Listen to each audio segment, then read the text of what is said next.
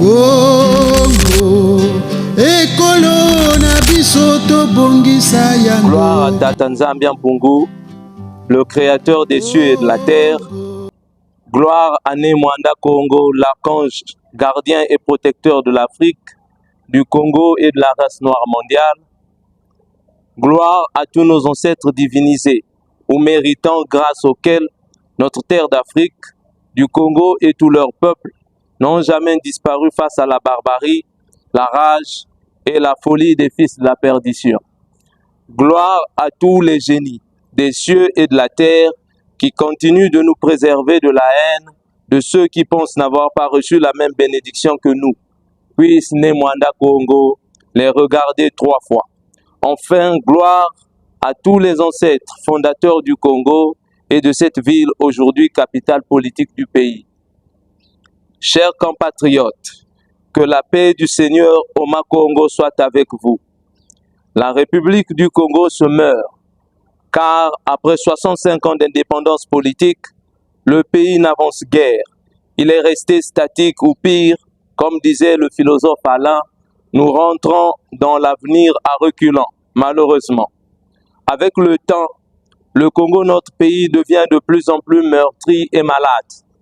Et actuellement se trouve dans un coma profond dont il faut le sauver impérativement. Du sommet de la montagne du Congo, nous avons constaté avec consternation et désarroi le chaos sans précédent dans lequel se retrouve plongé tout un pays et son peuple, et face auquel, en tant que chef religieux, gardien du temple et porte-parole des ancêtres, je ne saurais rester indifférent ou insensible. Pour ce faire, je viens à travers ce message vous informer que dans les cieux comme sur la terre, le temps aux vrais fils du pays, c'est-à-dire les patriotes religieux, politiques, scientifiques, économistes, militaires et civils, est finalement arrivé de rassembler et d'unir leurs connaissances, leurs forces et d'autres moyens idoines pour le salut du Congo tout entier. Car nos ancêtres disaient Nsi Yakondo Mboma Kimpangala, c'est-à-dire un pays dépourvu de défenseurs est semblable à une maison inachevée où se produisent toutes sortes de désordres, même les plus abominables, sans que personne y mette fin. À cet effet, chers compatriotes, tous savons que la pseudo-paix qui nous est tant vantée et recommandée nuit et jour, tel un produit pharmaceutique par le régime actuel de Brazzaville, est un message déguisé sur fond de menaces, d'intimidation, de chantage ou de tout autre type de stéréotype de ce genre, dont le seul objectif est d'effrayer ou d'apeurer le peuple afin que celui-ci se soulève point ou jamais pour revendiquer ses droits, même les plus cardinaux ou basiques. Cependant, vous êtes sans ignorer que la vraie paix en soi n'est pas uniquement l'absence de guerre. Elle est d'abord intérieure et suppose l'absence de toute inquiétude interminable liée à ce que l'on mangera demain, ce dont on se vêtira demain, comment l'on se déplacera demain, comment ou avec quel argent l'on se soignera demain, et ainsi de suite. À ce propos, nos ancêtres disaient « Nsi yamantela mantela kaisandukangako ». Évidemment, un pays dont les citoyens sont constamment inquiets ne s'émancipera ni ne se modernisera point. En effet, après 42 ans de règne sans partage, nous constatons malheureusement que le peuple congolais continue de vivre dans l'inquiétude permanente et l'incertitude indescriptible d'un lendemain meilleur. Ainsi, je vous le réitère que le temps pour les vrais patriotes de tous mettre leurs égos de côté en vue d'unir leurs forces pour le salut du Congo est indubitablement arrivé. Oui, ce temps est bel et bien arrivé. Oui, chers compatriotes, nous devons tous sauver le Congo dès maintenant et à jamais de son système éducatif devenu boiteux, sur le point de s'effondrer, avec des infrastructures non seulement en manque criard, mais aussi dans un état de délabrement sans précédent sur toute l'étendue du territoire national, avec un déficit énorme en personnel enseignant, surtout à l'Interland. Pire, les enseignants permanents vacataires et communautaires et leurs élèves travaillent tous dans de très mauvaises conditions. En plus de cela, l'incompatibilité ou l'inadéquation des programmes scolaires congolais avec nos réalités socio-culturelles, socio-économiques et sociopolitiques, elle aussi, est à l'origine de l'absence totale d'une base crédible de notre système éducatif. Oui, nous devons tous sauver le Congo de son système sanitaire visiblement à terre de nos jours, manquant du matériel adéquat et nécessaire pour son bon fonctionnement, manquant des hôpitaux aux quatre coins du pays et suscitant en même temps une grosse vague d'indignation et de confusion sur le plan national, surtout lorsque nous savons tous que le Congo, notre pays, a connu plusieurs booms pétroliers et regorge plusieurs autres richesses. Sans doute, l'hôpital congolais de nos jours fait plus peur qu'il n'attire à cause du manque de matériel de qualité et de soins appropriés et d'un personnel parfois douteux. Oui, il faut sauver le Congo de son appareil judiciaire sérieusement endommagé, qui actuellement regorge en son sein plusieurs acteurs en perte d'éthique, de rigueur et de sérieux avec eux-mêmes et vis-à-vis de leurs compatriotes.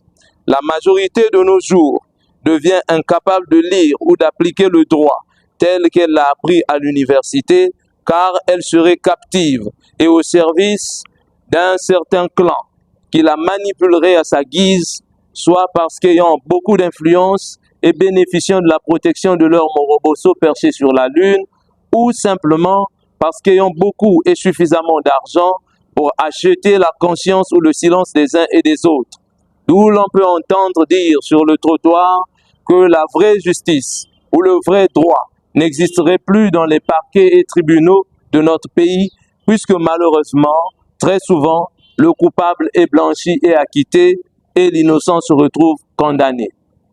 Oui, nous devons tous sauver le Congo du chômage, devenu très alarmant et presque endémique, avec un taux qui avoisinerait les 50% selon certaines sources et qui plonge la grande majorité de la jeunesse dans un désarroi total, l'exposant par manque d'issue à tout type d'égarement, d'humiliation et de déshumanisation. Face à ce chaos, dès qu'une autorité est interpellée, celle-ci répond avec beaucoup de légèreté et de mépris en disant « Avant de te demander ce que fait l'État pour toi, demande-toi d'abord ce que toi tu fais pour l'État. » Une citation taillée sur mesure pour se dédouaner de son insouciance étatique, oubliant tout de même qu'à son tour, elle avait largement bénéficié de l'assistance de l'État à plusieurs niveaux. Oui, il est grand temps de sauver le Congo de son économie agonisante, car étranglé et asphyxié par une colossale dette, à la fois intérieure et extérieure, atteignant les 8 253,99 milliards de francs CFA en fin février 2025, selon certaines sources, mettant considérablement à mal le bon fonctionnement de cet outil, plus que précieux, au cœur de la survie de tout un État. Les causes, les spécialistes du domaine et les Congolais les plus curieux les maîtrisent. Elles seraient certainement liées au fait que notre économie se reposerait essentiellement sur le pétrole. À cela s'ajoute l'absence totale d'une politique sérieuse et stricte en ce qui concerne la diversification de notre économie, malgré le potentiel énorme que nous avons dans ce domaine. Nous importons trop et nous exportons presque rien. Bref, pour couronner le tout, le vol organisé de l'argent de l'État est à l'origine d'une grande évasion fiscale qui serait de l'ordre de plus de 500 milliards de francs CFA par an. Le Congo doit être sauvé du tribalisme bien organisé, enraciné et scrupuleusement pratiqué par la majorité des autorités actuelles. Il est aperçu ici et là sur les listes d'admission à certains concours jugés financièrement juteux, sur les listes nominatives à certains postes de l'État, l'attribution ou l'octroi des bourses dans des pays considérés comme chasse gardée. On rencontre également, monsieur le tribalisme, sur les listes d'attribution de stages au Congo ou à l'étranger, dans la délivrance de certaines pièces d'état civil, à l'enrôlement à la fonction publique, comme dans les quelques rares sociétés privées qui existent en ce moment au Congo. En fait, la liste est très longue Et chaque Congolaise et Congolais victime de ceci doit en savoir quelque chose et en garder un mauvais souvenir. Le comble est atteint lorsque l'on s'aperçoit avec consternation que bon nombre de services dans quasiment tous les ministères sont devenus de grands villages ethniques où le dialecte du chef est abusivement parlé en remplacement même de la langue officielle et servirait à en croire certains compatriotes de code ou de visa pour s'obtenir un certain privilège ou une assistance particulière et rapide, d'ailleurs au détriment de la majorité malheureusement. Il faut impérativement sauver le Congo de la méconnaissance ou de l'oubli total par les dirigeants actuels de nos vaillants aînés, anciens et ancêtres, qui d'une façon ou d'une autre ont lutté au prix de leur vie pour que l'esclavage et la colonisation prennent fin sur notre sol.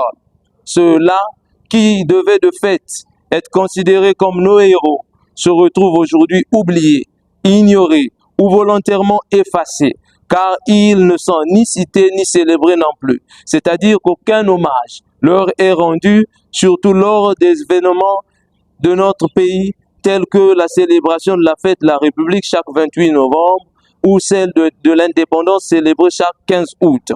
Par contre, force est de constater que l'un des plus grands et dangereux colonisateurs des peuples noirs, et congolais en particulier, qui a même entre ses mains le sang d'innombrables Congolais, nos ancêtres, et est à l'origine à l'appauvrissement de l'Afrique et du Congo, s'est vu construire tout un mausolée où il est constamment célébré dignement, comme si ce monsieur fit partie des fondateurs du royaume Congo et de la nation Ngala de l'époque, ou mieux, comme s'il fut le patriarche de ces peuples qui constituent l'actuelle République du Congo. Pour ceux qui ne me suivent pas, je vous parle de Pierre Savorgnan de Brazza. C'est une honte, de la confusion, voire un manque total de respect à la mémoire de nos valeureux ancêtres. Quant à nos autres aînés, ou anciens toujours en vie, tels que les retraités, ils vivent un vrai calvaire sans précédent, maltraités et toujours dans la longue attente, qui pour certains ressemblerait à la cuisson de l'os de mort-l'âme de la signature de leurs arrêtés de concession. Pour d'autres, le paiement à dents des scies de leur pension. Sauvons et libérons le Congo de son acculturation. Oui, l'aliénation culturelle fait partie des plus gros freins à notre émancipation. En effet, l'appropriation par le Congolais des mœurs, us et coutumes des traditions étrangères à notre culture bantou. Par exemple, l'enseignement de l'individualisme du salut par certains individus et certaines églises combat ou met à mal la conception communautariste bantou, l'amour et la solidarité que prêchaient nos ancêtres au quotidien.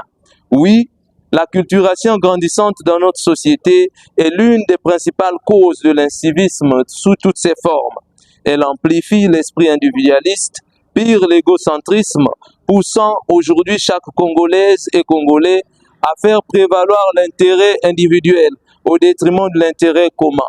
D'où, sans surprise aucune, le vol interminable des biens et de l'argent public sans le moindre remords par certains compatriotes imbus d'égocentrisme. Le citoyen congolais doit également être sauvé de la marginalisation et du mépris de l'expatrié qui l'exploite, l'humilie ou le déshumanise chez lui, avec la bénédiction de bon nombre de dirigeants congolais qui se sentent à l'aise en faisant affaire avec lui. En effet, l'expatrié est sacré prince ou roi au Congo et se permet toutes sortes de dérives vis-à-vis du citoyen congolais, parfois sous l'œil complice de certaines autorités de ce pays. Pour mieux cerner ce que je vous évoque, prêtez attentivement votre oreille aux multiples confessions de certains compatriotes victimes d'abus de l'expatrié qui relatent la rhétorique de leur bourreau en ces termes. Va dire où tu veux, on me fera rien. Une sûreté, mieux une défiance de trop, certainement justifiée par le fait que l'autorité congolaise le considère le plus et le protège le mieux au détriment du citoyen congolais. Oui, il est grand temps de sauver le Congo du culte de la mort. En effet, l'absence accrue de l'amour et du respect de la loi sacrée de Tata Nzambi Mpungu a fait de bon nombre de Congolais des ambassadeurs et distributeurs infatigables de la mort. À tort ou à raison, le Congolais de nos jours est vite engagé, sans retenue ni remords, à user du fétiche, de la sorcellerie, de la magie, du fusil, du poison et de tout autre type d'armes blanches en vue d'ôter la vie à son compatriote. Il n'y a qu'à voir la façon honteuse dont on s'enterre dans ce pays. Ainsi, il y a plusieurs décennies maintenant, le goût du sang, du sacrifice ou du gaspillage humain est devenu monnaie courante dans notre pays, défiant la loi sacrée de Tata Nzambi Mpungu, tout en y ouvrant la porte à toutes sortes de pratiques sataniques. Oui, sauvons tous le Congo de l'inconscience, de l'insouciance, du manque de volonté politique et de l'absence de patriotisme dont font montre les dirigeants congolais actuels. Car il est incompréhensible qu'après 42 ans de règne sans partage, que notre pays, le Congo, l'un des plus riches au monde en termes de ressources naturelles, reste en plein 21e siècle en proie à l'instabilité énergétique, au manque d'infrastructures majeures pour un meilleur fonctionnement de ses systèmes éducatifs, sanitaires et autres, au manque de routes susceptibles de relier toutes les localités du pays aux grands centres urbains, au chômage, bref, un manque de vision politique crédible. Finalement, le manque de patriotisme ou la démission des dirigeants congolais de leurs responsabilités laisse croire à la population congolaise qu'elle a affaire à des étrangers ou à des colonisateurs à la tête du pays venus exploiter et se sucrer de notre terre au détriment de tout un peuple malheureusement. Enfin, nous devons tous sauver et libérer le Congo de l'impérialisme et du néocolonialisme sous toutes ses formes, car il constitue une barrière, voire un frein non négligeable à l'émancipation et à l'indépendance réelle des pays africains et du Congo. Oui, le temps de dire définitivement non au néocolonialisme en Afrique est plus que jamais arrivé, car ce système qui vassalise, humilie et parfois tue les dirigeants africains et congolais lorsque ceux-ci ne veulent plus servir ses intérêts doit à tout prix disparaître en vue de notre vraie souveraineté. Mes chers compatriotes, l'histoire du Congo n'a pas commencé et ne se terminera pas non plus par l'élection présidentielle de mars 2026. Évidemment non. À cet effet, cette élection de mars 2026 n'a pas lieu d'être de si tôt et donc ne devait en aucun cas constituer une priorité ou une urgence en ces temps énormément difficiles pour notre pays et tout son peuple. Non, l'élection présidentielle d'ici à mars 2026 ne devrait pas être tenue à cause de l'énorme risque que nous courons de faire perdre énormément d'argent au pays, pas seulement avec son organisation, mais aussi à cause de la subvention destinée aux différents candidats. Imaginez donc que 10 candidats soient retenus, avec une somme de 75 millions de francs CFA à chacun pour sa campagne. Un total donc de 750 millions sera injecté et certainement gaspillé rien que pour la phase de campagne, alors que cet argent pourra servir à répondre à plusieurs préoccupations urgentes. En plus, le risque permanent, soit la veille de l'élection ou certainement après, d'un conflit, comme nous a habitué ce régime politique d'ailleurs, puis le risque d'une perte considérable en vies humaines, ce qui ne fera qu'amplifier la division qui existe déjà dans notre société, occasionnée par un favoritisme des dirigeants vis-à-vis des uns au détriment des autres. En plus, l'élection présidentielle ne peut donc pas être tenue en mars 2026 par manque de garantie. Évidemment, les conditions pour la tenue d'une élection libre et transparente, telles que le renouvellement du fichier électoral à travers un recensement profond, sérieux et rigoureux sur toute l'étendue du territoire national, la mise en place d'une CENI réellement indépendante avec de nouveaux acteurs issus de différentes couches sociales à la gestion de celle-ci, la tenue d'un dialogue inclusif, etc. Ces conditions n'étant pas clairement réunies, alors l'élection présidentielle en mars 2026 est d'avance teintée de flou, voire de magouille.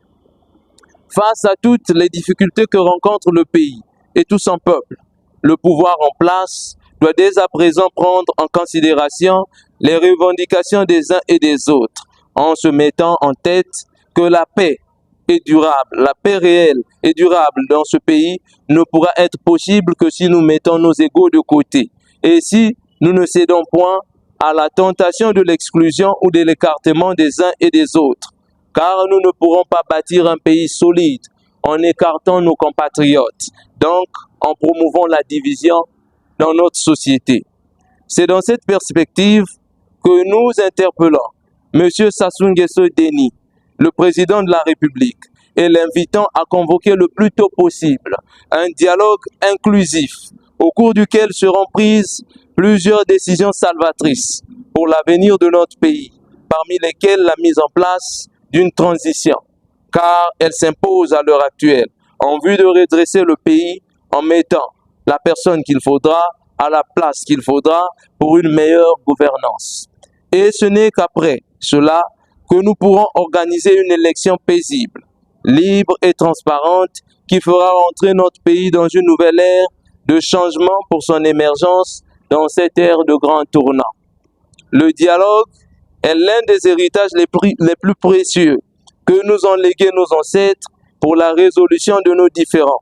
Il faut donc se côtoyer, se tolérer, s'écouter, se comprendre, s'entendre et bâtir des stratégies communes en vue de diriger ensemble notre merveilleux pays, tels les 5 doigts d'une seule main, lavant un visage sali par la poutre, la paille et la salive qui lui coulait toute la nuit. Comme disaient nos ancêtres, Kintoadi qui va Nangangolo, oui, c'est l'union qui fait la force. Chers compatriotes, oui, nous devons dès à présent être vraiment unis. Nous devons nous aimer, nous supporter et nous accepter malgré nos divergences, puis nous améliorer ensemble à travers la critique constructive en toute humilité, dans l'amour et la considération mutuelle. Ainsi, l'impératif actuel consiste donc en l'unité de nos forces, de nos idées, de nos visions et de nos compétences pour ne parler que d'une seule voix sur toute l'étendue du territoire national afin de barrer la route ensemble à toute vision inculte et égocentrique, à toute imposture ou à toute volonté manifeste de l'extérieur ou de l'intérieur de maintenir notre pays dans une évolution chronique. Oui, c'est ensemble que nous allons sauver le Congo de son profond coma, le relever puis le remettre sur le chemin de l'équilibre, de la prospérité, de l'émergence et de la grandeur, afin que nous léguions à nos progénitures une terre paisible, viable et pleine d'espoir et d'opportunités qui seront gages de leur émancipation socio-culturelle, socio-politique, socio-économique, comme l'a toujours été la volonté de Tata Nzambi Mpungu pour son pays et tout son peuple bien-aimé. Le Congo, terre de nos ancêtres, est un et indivisible, au ciel comme sur la terre. Pour le salut du Congo, nous nous lèverons, nous lutterons et nous vaincrons grâce à la volonté et la puissance de Tata Nzambi Mpungu. Que le Seigneur Oma Congo bénisse le Congo et tout son peuple. Je vous remercie. Bongisa yango